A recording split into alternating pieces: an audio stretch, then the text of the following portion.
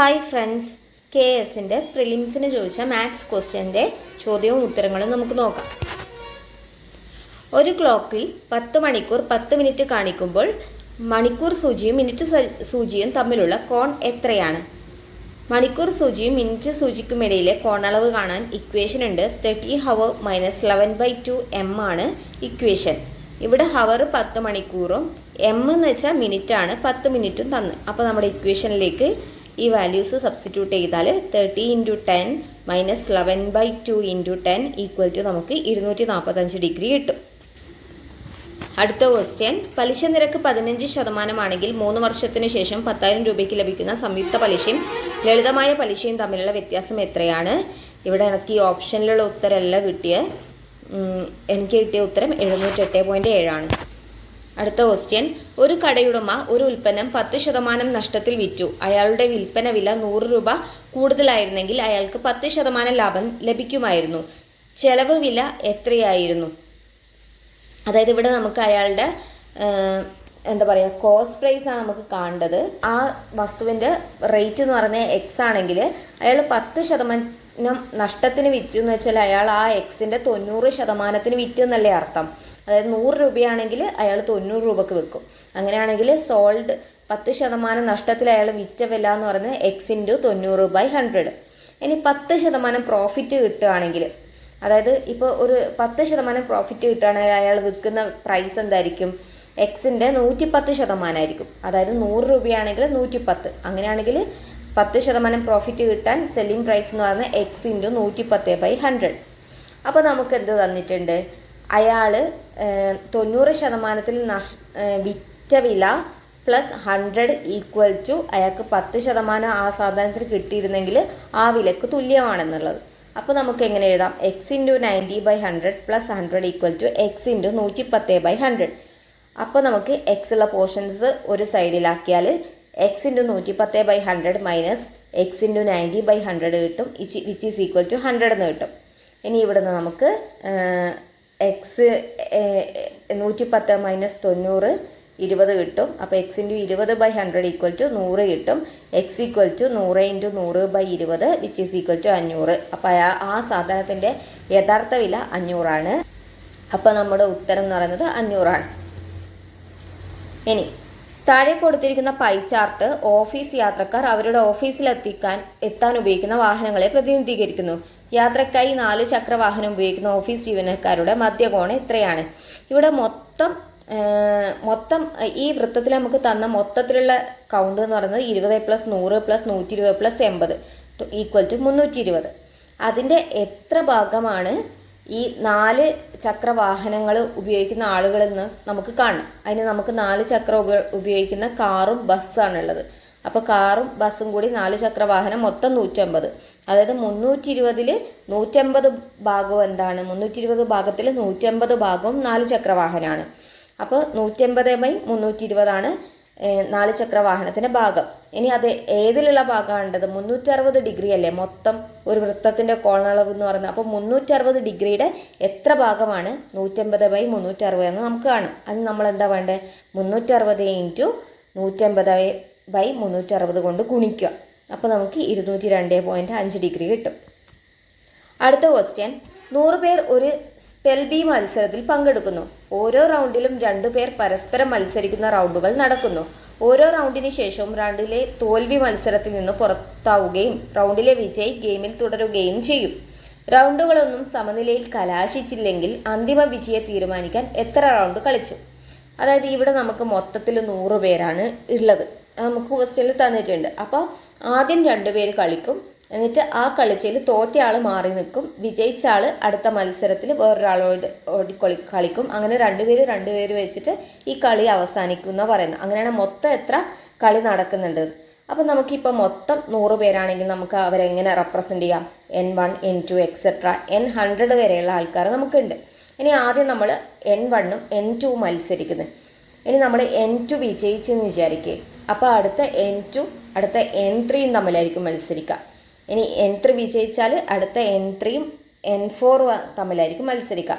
അങ്ങനെ 98ാമത്തെ മത്സരമാണെങ്കിൽ ഇവിടെ നമുക്കറിയാം 1ാം മത്സരമാകുമ്പോൾ N1 ഇൻറ്റു N2. സെക്കൻഡ് മത്സരമാകുമ്പോൾ N2 ഇൻറ്റു N3. അതായത് ഇപ്പോൾ ഒരു nth മത്സരമാണെങ്കിൽ റൗണ്ട് മത്സരമാണെങ്കിൽ N ഇൻറ്റു N+1 എന്നുള്ള ഫോർമാറ്റിലാണ് സംഭവം പോകുന്നത്. അപ്പോൾ 98ാമത് റൗണ്ട് മത്സരം നടക്കുമ്പോൾ 98th പേഴ്സണും 98ാമത്തെ വ്യക്തിയും 99ാമത്തെ വ്യക്തിയും തമ്മിലായിരിക്കും മത്സരിക്കുക.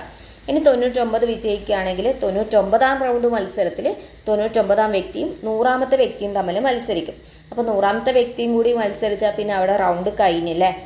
അപ്പോൾ 99ഉം 100ാമത്തെയും വ്യക്തി മത്സരിച്ചിട്ട് ഇനി 100ാമത്തെ ആൾ വിജയിച്ച് കഴിഞ്ഞാൽ അയാൾക്ക് ഇനി മത്സരിക്കാൻ ആരുമില്ല. അപ്പോൾ നമ്മുടെ അന്തിമ വിജയി 100ാമത്തെ ആളായിരിക്കും. അപ്പോൾ മൊത്തം എത്ര റൗണ്ട് മത്സരം നടന്ന്? 99 മത്സരങ്ങൾ നടന്നു. അടുത്ത ക്വസ്റ്റ്യൻ, താഴെ ചിത്രത്തിൽ AC എന്നത് വൃത്തത്തിൻ്റെ വ്യാസമാണ്. AB = 12 സെൻറ്റിമീറ്റർ, BC = 5 സെൻറ്റിമീറ്റർ ആണെങ്കിൽ ഷെയ്ഡുള്ള ഭാഗത്തിൻ്റെ വിസ്തീർണം കണ്ടെത്തുക. അപ്പോൾ ഇവിടെ നമുക്ക് AC വൃത്തത്തിൻ്റെ വ്യാസം എന്ന് പറഞ്ഞിട്ടുണ്ട്.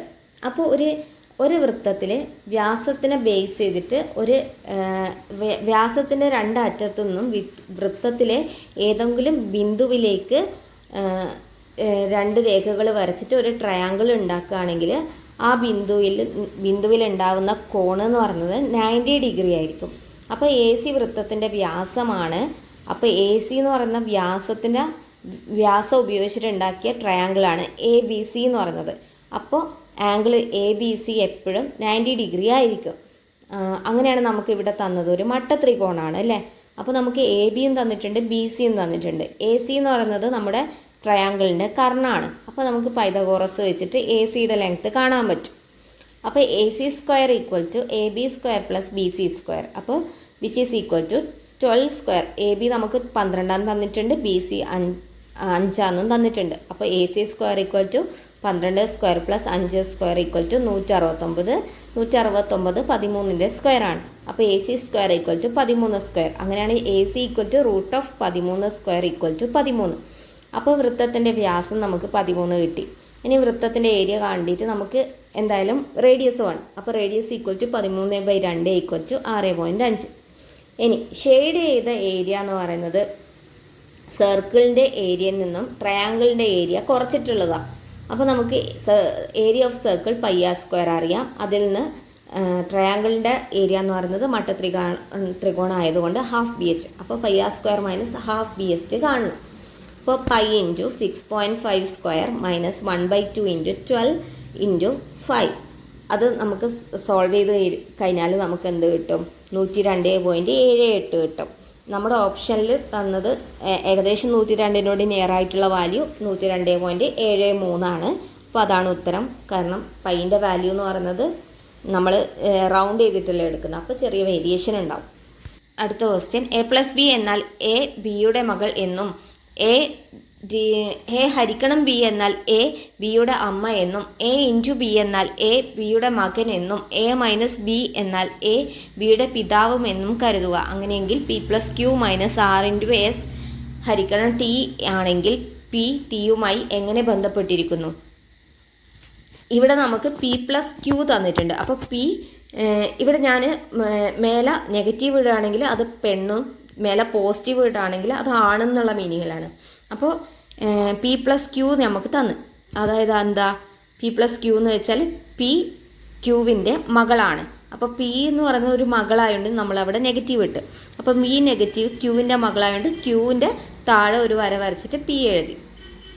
ഇനി Q - R. Q - R എന്ന് വെച്ചാൽ എന്താ? Q - R എന്ന് വെച്ചാൽ Q ആറിൻ്റെ പിതാവ്. അതായത് Q എന്ന് പറയുന്നത് ആറിൻ്റെ പിതാവാണ്. അപ്പോൾ Q പിതാവായതുകൊണ്ട് Q പോസിറ്റീവായി. അത് ആറിൻ്റെ പിതാവായതുകൊണ്ട് Pൻ്റെ സഹോദരിയോ സഹോദരനോ ആയിട്ട് ആറിനെ Pൻ്റെ അടുത്ത് എഴുതി. ഇനി അടുത്ത R × S. R × S നമുക്ക് തന്നിട്ടുണ്ട്. അതായത് R × S എന്താ? 6 എസിൻ്റെ മകൻ. അപ്പോൾ 6 എസിൻ്റെ മകനാണെങ്കിൽ Qവിൻ്റെ ഭാര്യ ആയിരിക്കില്ലേ S. അപ്പോൾ Q × S എന്ന് പറയുന്ന ഭാര്യയാണ് നെഗറ്റീവ്. ഇനി S ഹരിക്കണം T. S ഹരിക്കണം T എന്താ നമുക്ക് തന്നത്? S ഹരിക്കണം T എന്ന് പറയുന്നത് S ടിയുടെ അമ്മ. അപ്പോൾ എസ് എന്ന് പറഞ്ഞാൽ ടിയുടെ അമ്മ. അപ്പോൾ PRT എന്ന് പറയുന്നത് സഹോദരി സഹോദരന്മാരാണ്. അങ്ങനെയാണ് നമ്മുടെ ഓപ്ഷൻ നോക്കാം. ആദ്യം പി എന്നത് ടിയുടെ ഭാര്യയാണ്. പി എന്നത് ടിയുടെ ഭാര്യയല്ല, പി എന്നത് ടിയുടെ സഹോദരി അല്ലേ. അപ്പോൾ ഓപ്ഷൻ ബി നോക്ക്, പി എന്നത് ടിയുടെ സഹോദരിയാണ്, അതിവിടെ ശരിയാണ്. ഇനി ടി എന്നത് പിയുടെ മുത്തശ്ശിയാണ്, അത് തെറ്റാണ് അല്ലേ. ടിയും പിയും ഒക്കെ സഹോദരിമാരാണ്, സഹോദരന്മാരാണ്. അപ്പോൾ നമ്മുടെ ഉത്തരം പി എന്നത് ടിയുടെ സഹോദരിയാണ്. അടുത്ത ക്വസ്റ്റ്യൻ, എക്സ് എന്നത് ഒരു 3 അക്ക സ്വാഭാവിക സംഖ്യയാണ്. അതിനാൽ ആ സംഖ്യയും അതിൻ്റെ വിപരീത സംഖ്യയും തമ്മിലുള്ള വ്യത്യാസം 99 ആണ്. അപ്പോൾ 100ൻ്റെ സ്ഥാനത്തെ അക്കവും യൂണിറ്റിൻ്റെ എക്സിൻ്റെ സ്ഥാനത്തുള്ള അക്കവും തമ്മിലുള്ള വ്യത്യാസം എന്ത്? അപ്പോൾ നമ്മുടെ എക്സ് നമുക്കൊരു ABC ആയിട്ട് എടുക്കുകയാണെങ്കിൽ റിവേഴ്സ് ഓഫ് എക്സ് എന്തായിരിക്കും? CBA ആയിരിക്കും അല്ലേ. അപ്പോൾ എക്സ് ഈക്വൽ ടു ABC. അതിന് നമുക്ക് എങ്ങനെ എഴുതാം? 100A + 10B + C അല്ലേ. അതായത് നമുക്കൊരു 123 എന്നുള്ള സംഖ്യ, അത് നമുക്ക് എന്താക്കാം? 1 × 100 കൂട്ടണം, 2 × 10 കൂട്ടണം 3, അത് ചെയ്താൽ നമുക്ക് 123 കിട്ടും. ആ ഒരു ഫോർമാറ്റിൽ 100A + 10B + C എന്ന് നമുക്ക് എഴുതാം. ഇനി റിവേഴ്സ് ഓഫ് എക്സ് എന്ന് പറഞ്ഞാൽ CBA ആണ്. അതും നമുക്കിങ്ങനെ വിഘടിച്ച് എഴുതുകയാണെങ്കിൽ 100C + 10B + A എന്ന് എഴുതാം. ഇനി നമുക്ക് തന്നിട്ടുണ്ട് എക്സ് സംഖ്യയും അതിൻ്റെ അതിന് ഓപ്പോസിറ്റ് വിപരീത സംഖ്യയും തമ്മിലുള്ള വ്യത്യാസം 99 ആണെന്ന്. അപ്പോൾ x minus reverse of x equal to 99. അപ്പോൾ എക്സ് എന്ന് പറയുന്നത് 100A + 10B + C, reverse of X എന്ന് പറയുന്നത് 100C 10B + A. അപ്പോൾ ഇത് രണ്ടും നമുക്ക് സബ്സ്ട്രാക്ട് ചെയ്യുകയാണെങ്കിൽ 100A + 10B + C മൈനസ് മൊത്തത്തിൽ ബ്രാക്കറ്റ് ഇട്ടിട്ട് 100C + 10B + A equal to 99 കിട്ടും. ഇവിടെ നമുക്ക് നെഗറ്റീവ് ബ്രാക്കറ്റ് ഒഴിവാക്കുകയാണെങ്കിൽ നെഗറ്റീവ് എല്ലാ പ്ലസിനും കൊടുക്കണം. അപ്പോൾ 100A + 10B + C minus 100C - 10B - A equal to 99. ഇനി എയും എല്ലാം അടുപ്പിച്ചെഴുതാം, ബിയും ബിയും അടുപ്പിച്ചെഴുതാം, സിയും സിയും അടുപ്പിച്ചെഴുതാം. അപ്പോൾ 100A - A + 10B - 10B + C - 100C equal to 99.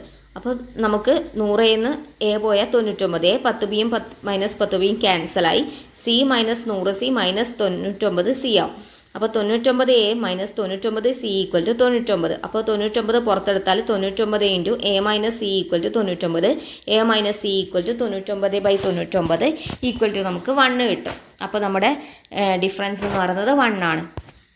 അടുത്ത ക്വസ്റ്റ്യൻ, ഒരു ട്രാക്കിൽ ഓടുന്ന ഒരു കായിക താരം ഒരു നിശ്ചിത സമയം സ്ഥിരമായ വേഗതയിൽ ഓടുമ്പോൾ ഫിനിഷിംഗ് ലൈനിന് 20 മീറ്റർ കുറവ് വരുന്നു. അവൾ തൻ്റെ വേഗത 40% വർദ്ധിപ്പിച്ചാൽ അതേ സമയം തന്നെ അവൾ 10 മീറ്റർ ഓവർഷോട്ട് ചെയ്യുന്നു. ട്രാക്കിൻ്റെ നീളം എത്രയാണ്? ഇപ്പോൾ നമ്മുടെ ട്രാക്കിൻ്റെ നീളം നമ്മൾ D ആയിട്ട് എടുത്ത്, അപ്പോൾ ഇയാൾ ട്രാവൽ ചെയ്യുന്ന ഒരു നിശ്ചിത ടൈമാണല്ലോ. അപ്പോൾ ആ ടൈം T എന്നെടുത്ത്, ആ ടൈമിൽ ആദ്യത്തെ വേഗത X ആണെങ്കിൽ ആ X വേഗതയിൽ അയാൾ T ടൈം കൊണ്ട് 20 മീറ്റർ കുറവ് ഓടുന്നു. ഇനി രണ്ടാമത്തെ വേഗത നമുക്ക് തന്നിട്ടുണ്ട് 40% വർദ്ധിപ്പിച്ചു. അതായത് എന്തായി? വേഗത എക്സിൻ്റെ 140 മടങ്ങായി അല്ലേ, 140% അല്ലേ. അപ്പോൾ X × 140/100 ചെയ്താൽ നമുക്ക് 1.4x ആവും. അതായത് സെക്കൻഡ് വേഗത 1.4x ആയി. അപ്പോൾ എക്സ് വേഗതയിൽ T ടൈം കൊണ്ട് D - 20 ഡിസ്റ്റൻസ് ഓടുന്നു. എന്നാൽ 1.4x വേഗതയിൽ T ടൈം കൊണ്ട് D + 10 മീറ്റർ വേഗതയിൽ ഓടുന്നു. അപ്പോൾ നമുക്കത് എഴുതാണ് T ടൈം കൊണ്ട് എക്സ് വേഗതയിൽ യാത്ര ചെയ്ത ഡിസ്റ്റൻസ് എന്ന് പറയുന്നത് X × T equal to D - 10 ആയിരിക്കും അല്ലേ. T ടൈമിൽ 1.4x വേഗതയിൽ യാത്ര ചെയ്ത ഡിസ്റ്റൻസ് എന്ന് പറയുന്നത് 1.4xt ഈക്വൽ ടു D + 10. അതായത് ഇവിടെ എക്സ് എന്ന് പറയുന്ന വേഗതയാണ്. വേഗതേന ടൈം കൊണ്ട് മൾട്ടിപ്ലൈ ആണെങ്കിൽ നമുക്ക് ട്രാവൽ ചെയ്ത ഡിസ്റ്റൻസ് കിട്ടും. അതാണ് XT = D - 20 നമ്മൾ എഴുതി.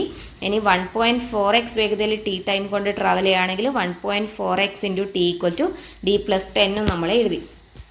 ഇനി ഇവിടെ 1.4xt = D + 10. ഈ XT എന്താ നമുക്ക് മേലെ കിട്ടിയിട്ടുണ്ട്, XT = D - 20. ഇത് നമ്മൾ ഈ ഇക്വേഷനിൽ സബ്സ്റ്റിറ്റ്യൂട്ട് ചെയ്യുകയാണെങ്കിൽ 1.4 × D - 20 = D + 10. അപ്പോൾ 1.4D - 28 = D + 10. 1.4D - D = 38.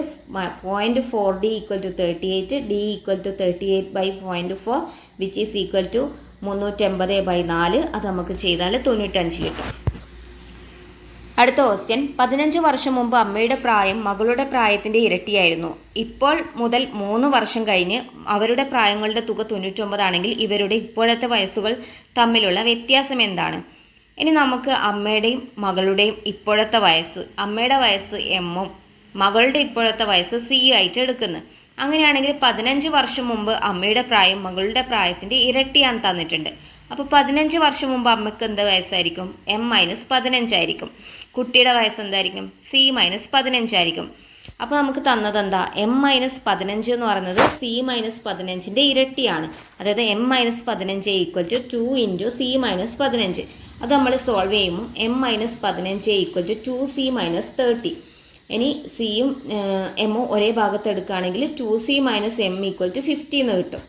ഇനി സെക്കൻഡ് കണ്ടീഷൻ നമുക്ക് തന്നത് ഇപ്പോൾ തൊട്ട് 3 വർഷം കഴിഞ്ഞ് അവരുടെ പ്രായങ്ങളുടെ തുക 99. അപ്പോൾ ഇപ്പോഴത്തെ വയസ്സ് എമ്മും സിയാണ്. അപ്പോൾ 3 വർഷം കഴിഞ്ഞാൽ അമ്മയുടെ വയസ്സ് M+3 ആവും, കുട്ടിയുടെ വയസ്സ് C+3 ആയിരിക്കും. ഇതിൻ്റെ സമ്മ് 99 നമുക്ക് തന്നിട്ടുണ്ട്. അപ്പോൾ M+3+C+3 equal to 99. M+C+6 equal to 99. M+C equal to 99 - 6 equal to 93. അപ്പോൾ നമുക്ക് 2 ഇക്വേഷൻ കിട്ടി.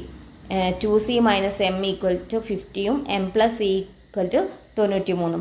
ഇത് രണ്ടും നമ്മൾ ആഡ് ചെയ്യാണ്. അപ്പോൾ M+C equal to 93 -M + 2C equal to 15. ഇവിടെ ഇത് രണ്ടും ആഡ് ചെയ്യുമ്പോൾ എമ്മും -M ക്യാൻസൽ ആയി പോകും. C+2C എന്നുള്ളത് 3C കിട്ടും. 93 15 നമുക്ക് 108 കിട്ടും. അപ്പോൾ 3C ഈക്വൽ ടു 108 എന്ന് കിട്ടും. അങ്ങനെ കുട്ടിയുടെ വയസ്സ് കിട്ടി. C equal to 36. ഇനി ഒരു ഇക്വേഷൻ നമ്മൾ എടുക്കുന്നത് M+C ഈക്വൽ ടു 93. അവിടെ നമ്മൾ സിയുടെ വാല്യൂ സബ്സ്റ്റിറ്റ്യൂട്ട് ചെയ്യുകയാണെങ്കിൽ നമുക്ക് അമ്മയുടെ വയസ്സ് കിട്ടും. അപ്പോൾ M+C equal to 93, M equal to 93 - C which is equal to 93 - 36. അത് 57 കിട്ടി. അപ്പോൾ അമ്മക്ക് 57ഉം കുട്ടിക്ക് 36. അങ്ങനെയാണ് ഡിഫറൻസ്. 57 - 36 equal to 21. അടുത്ത ക്വസ്റ്റ്യൻ, 100 അംഗങ്ങളുള്ള ഒരു സൊസൈറ്റിയിൽ ഓരോ അംഗവും ക്രിക്കറ്റ്, ഹോക്കി, വോളിബോൾ എന്നിവയിൽ കുറഞ്ഞത് ഒരു കായിക ഇനമെങ്കിലും കളിക്കുന്നു. 20 അംഗങ്ങൾക്ക് ക്രിക്കറ്റ് മാത്രം കളിക്കുന്നു, 30 പേർ ഹോക്കി മാത്രം കളിക്കുന്നു, 25 പേർ വോളിബോൾ മാത്രം കളിക്കുന്നു, 12 പേർ ക്രിക്കറ്റും ഹോക്കിയും കളിക്കുന്നു, 7 പേർ ഹോക്കിയും വോളിബോളും കളിക്കുന്നു, 3 അംഗങ്ങൾ എല്ലാ കായിക ഇനവും കളിക്കുന്നുവെങ്കിൽ എത്ര അംഗങ്ങൾ കുറഞ്ഞത് 2 കായിക ഇനമെങ്കിലും കളിക്കുന്നു? അപ്പോൾ നമുക്ക് ഇവിടെ തന്നതിൽ നമുക്ക് ഈ ഷെയ്ഡഡ് റീജിയൻ ആണ് കണ്ടത്. അതായത് മിനിമം 2 അല്ലെങ്കിൽ 3 അങ്ങനെ കളിക്കുന്ന ആൾക്കാരുടെ എണ്ണം കണ്ടത്. അതാണ് ഈ ഷെയ്ഡഡ് റീജിയൻ. ഇവിടെ നമുക്ക് മൊത്തത്തിൽ 100 പേരാണ് തന്നിട്ടുണ്ട്. എല്ലാവരും ഒരു കളിയെങ്കിലും കളിക്കുന്നുണ്ട്. അപ്പോൾ നമ്മൾക്ക് ഈ തന്ന 3 റൗണ്ടിൽ ഉൾക്കൊള്ളുന്ന മൊത്തം ആൾക്കാരുടെ എണ്ണം എന്ന് പറയുന്നത് 100 ആണേ. ഇനി നമ്മൾക്ക് കാണേണ്ടത് എന്താ? മേലെ കണ്ട കുഞ്ഞി ചിത്രത്തിലെ A, B, C, D വാല്യൂസാണ് നമുക്ക് കാണേണ്ടത്. അപ്പോൾ ആ ഷെയ്ഡഡ് റീജിയൻ നമുക്ക് കിട്ടും. അപ്പോൾ we have to find shaded region A+B+C+D. അതായിരിക്കും നമ്മുടെ ക്വസ്റ്റ്യൻ്റെ ഉത്തരം. അപ്പോൾ നമുക്ക് ഇതിൽ നമുക്ക് എന്തൊക്കെ വാല്യൂസ് നമുക്ക് തന്നിട്ടുണ്ട്? B തന്നിട്ടുണ്ട് അല്ലേ. അതായത് 3 കളിക്കുന്ന ആൾക്കാരുടെ എണ്ണമാണ് B ഈക്വൽ ടു 3 എന്ന് തന്നിട്ടുണ്ട്. ഇനി A എന്ന് പറയുന്നതോ ക്രിക്കറ്റും ഹോക്കിയും കളിക്കുന്നവരുടെ എണ്ണം, അത് നമുക്ക് തന്നിട്ടുണ്ട് 12. പക്ഷേ ആ ക്രിക്കറ്റും ഹോക്കിയും കളിക്കുന്നതിൽ A എന്ന് പറയുമ്പോൾ ക്രിക്കറ്റും ഹോക്കിയും കളിക്കുന്നവരുടെ എണ്ണമാണ്. അതിൽ വോളിബോൾ കളിക്കുന്നവരുടെ എണ്ണം വരില്ല. അപ്പോൾ A എന്ന് പറയുന്നത് 12 മൈനസ് ആ 3 കളിക്കുന്നവരുടെ എണ്ണം നമ്മൾ കുറക്കണം. അപ്പോൾ 12 - 3 ഈക്വൽ ടു 9 കിട്ടും. ഇനി C എന്ന് പറയുന്നതോ ഹോക്കിയും വോളിബോളും മാത്രം കളിക്കുന്നവരുടെ എണ്ണമാണ് C എന്ന് പറയുന്നത്.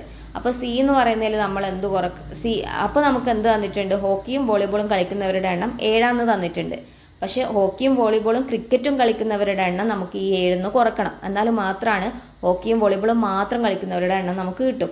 അപ്പോൾ 7 - 3 ഈക്വൽ ടു 4 കിട്ടും. ഇനി D എന്ന് പറയുന്നത് നമുക്ക് തന്നിട്ടില്ല.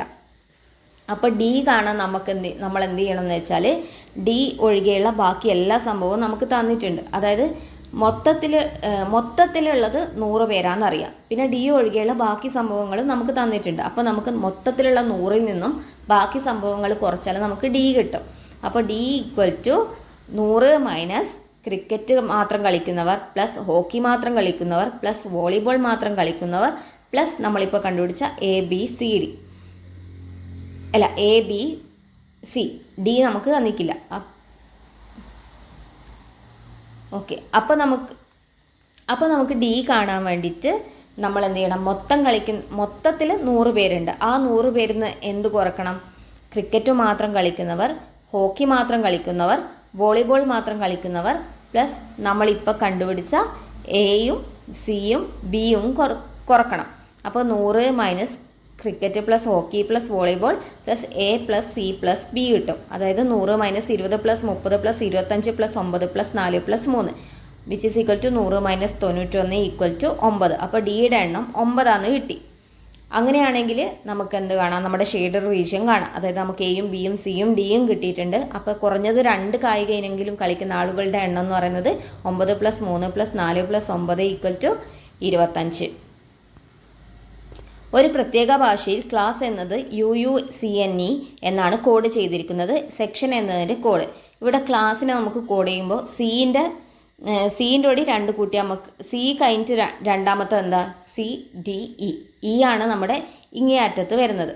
ഇനി എൽ കഴിഞ്ഞോ MN, N വന്ന് ABC, S കഴിഞ്ഞാൽ TU, S കഴിഞ്ഞാൽ TU. അങ്ങനെയാണ് നമ്മുടെ അറേഞ്ച് ചെയ്തിട്ടുള്ളത്. അങ്ങനെയാണ് സെക്ഷൻ്റെ എസ് കഴിഞ്ഞിട്ട് TU, S കഴിഞ്ഞിട്ട് TU, അത് ഇങ്ങേ അറ്റത്ത് വരും. ഇ കഴിഞ്ഞാലോ FG, സി കഴിഞ്ഞാലോ DE, ടി കഴിഞ്ഞാലോ UV, ഐ കഴിഞ്ഞാലോ JK, ഒ കഴിഞ്ഞാലോ PQ, എൻ കഴിഞ്ഞാലോ OP. അങ്ങനെ നമ്മുടെ ഉത്തരം എന്ന് പറയുന്ന ഓപ്ഷൻ ഡി ആണ്, PQKVEGU. അടുത്ത ക്വസ്റ്റ്യൻ, അമിത് ഡൽഹിയിലാണ് താമസിക്കുന്നത്, അമൻ മുംബൈയിൽ താമസിക്കുന്നില്ല. ഈ പ്രസ്താവനയുടെ നിഷേധം എന്ന് പറയുമ്പോൾ അമിത് ഡൽഹിയിൽ താമസിക്കുന്നില്ല എന്ന് പറയണം. അമൻ മുംബൈയിൽ താമസിക്കുന്നില്ല എന്നത് താമസിക്കുന്നു എന്ന് പറയണം. അപ്പോൾ ആദ്യത്തെ ഓപ്ഷൻ അമിത് ഡൽഹിയിലാണ് താമസിക്കുന്നത്, അവിടെ നിഷേധിക്കപ്പെടുന്നില്ല, അതുകൊണ്ട് അതല്ല.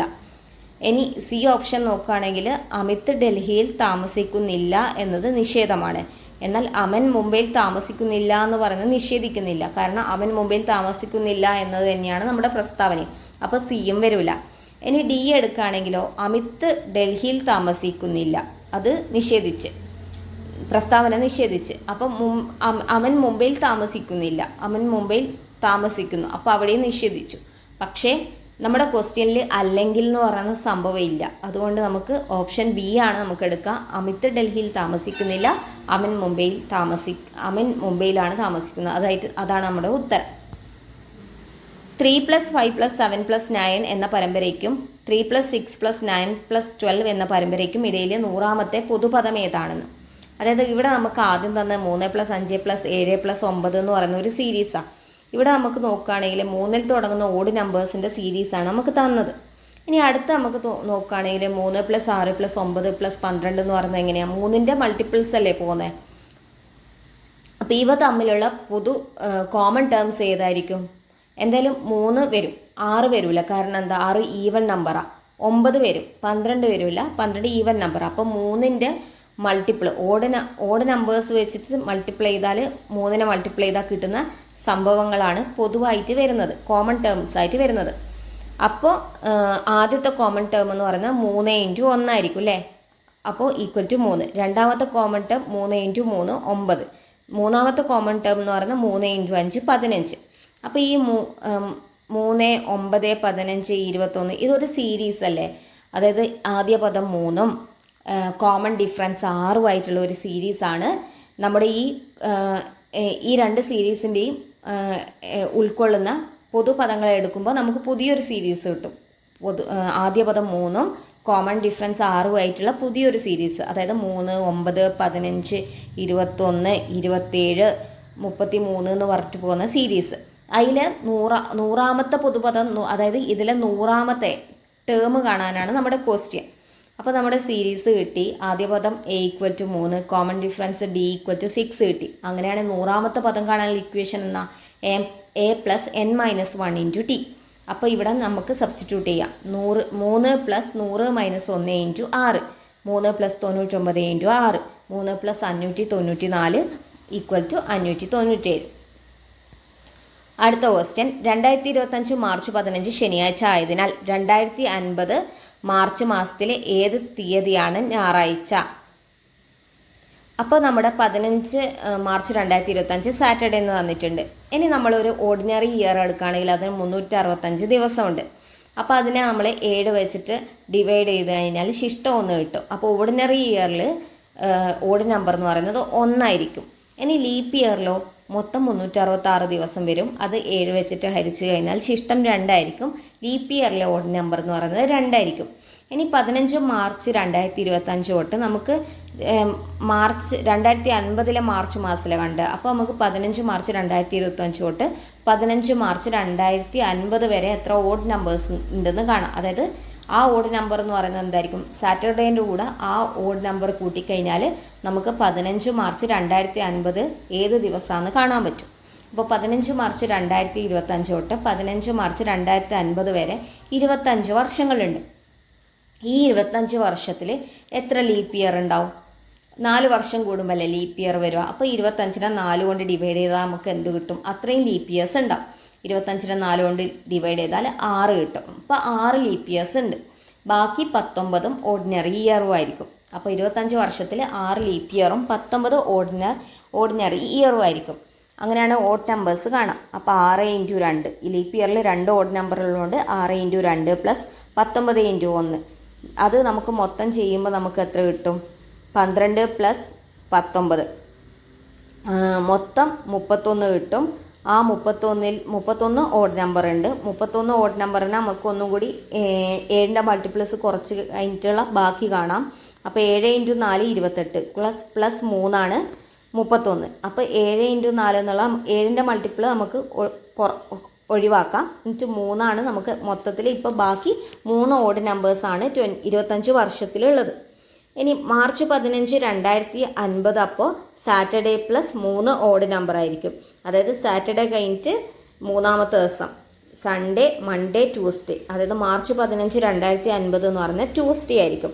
അങ്ങനെയാണെങ്കിൽ നമ്മുടെ ഓപ്ഷനിൽ മാർച്ച് 20 തന്നിട്ടുണ്ട്. മാർച്ച് 20 എന്തായിരിക്കും? ട്യൂസ്ഡേ പ്ലസ് 5 ഓഡ് നമ്പർ ആയിരിക്കും. അപ്പോൾ ട്യൂസ്ഡേ കഴിഞ്ഞിട്ട് 5ാമത്തെ ദിവസം Tuesday, Wednesday, Thursday, Friday, Saturday, Sunday. അപ്പോൾ മാർച്ച് 20 എന്ന് പറയുന്നത് സൺഡേ ആയിരിക്കും. അപ്പോൾ നമുക്ക് തന്ന ക്വസ്റ്റ്യൻ എന്നാൽ 2050 മാർച്ച് മാസത്തിലെ ഏത് തീയതിയാണ്? ഞായറാഴ്ച. അപ്പോൾ മാർച്ച് 20 ഞായറാഴ്ചയാണ്. മാത്സിൻ്റെ സൊല്യൂഷൻ വീഡിയോ ഇഷ്ടമായിട്ടുണ്ട് എല്ലാവരും ലൈക്ക് ചെയ്യണം, ചാനൽ സബ്സ്ക്രൈബ് ചെയ്യണം. ഇനി എന്തെങ്കിലും ഡൗട്ട് ഉണ്ടെങ്കിൽ എല്ലാവരും കമൻറ്റിൽ ചോദിക്കണം. Thank you.